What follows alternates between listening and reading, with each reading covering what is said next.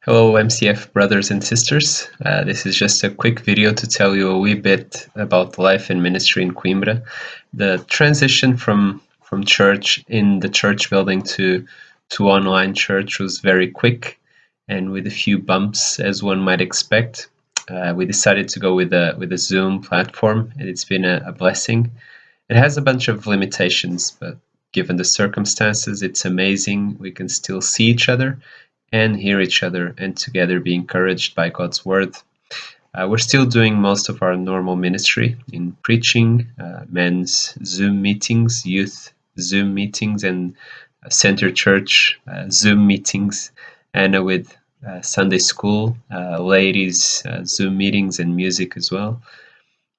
Also, from the 1st of April, Julia has been living with us. Julia is a short-term missionary from England with Crosslinks, and she was living in shared accommodations with university students and working with GBU, our IFEs, and she has become a member of our church as well. But because all the students left the accommodation, Crosslinks asked if she could live with a family. We are very glad she chose us. And here are a few clips of our ministry. One of the first Zoom meetings we had with Anna singing and Julia playing the children's song, and also one with one thing I never thought I would be doing in 2020. Ele é maravilhoso, Ele é maravilhoso, Ele é maravilhoso. It's kind of like Uber preaching. Some of the folks from our church, they don't have internet access, so we're recording the messages and giving them out on DVDs. So this will be my cycling tour around Irish, just to hand out a few of these DVDs. We have about 4 or 5 people that we can give out DVDs, and the rest of them, they've been managing to join us on the Zoom application. Thank you for giving us this opportunity to share some prayer points as well. We are very thankful for the house we have.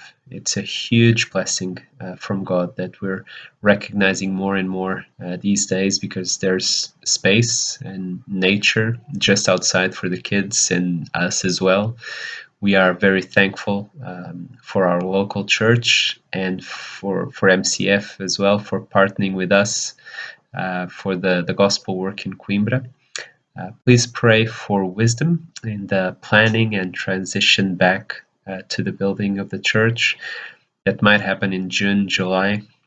Please pray for our family as we juggle ministry and Salme's online classes and Danielle's activities and Maria's playtime. Julia is a big help for us, but she also has a lot of meetings with GBU and one-to-ones.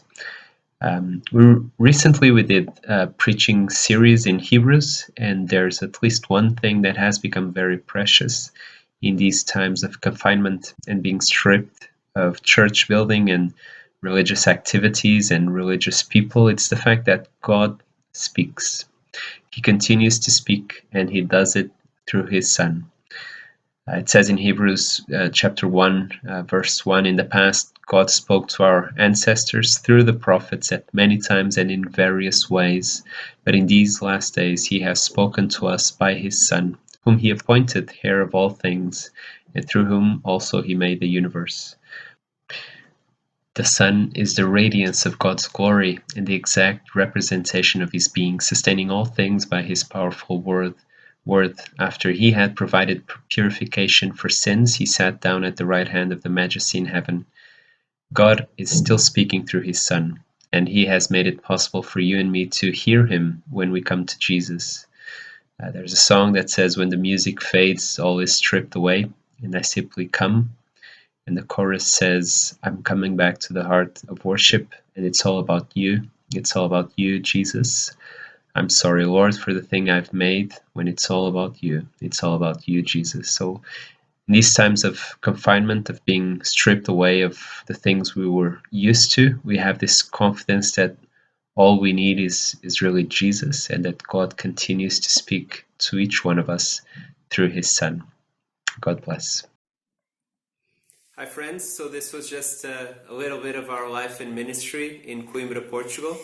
Thank you for your prayers and your support. Thank you. Thank you. Thank you. Bye-bye.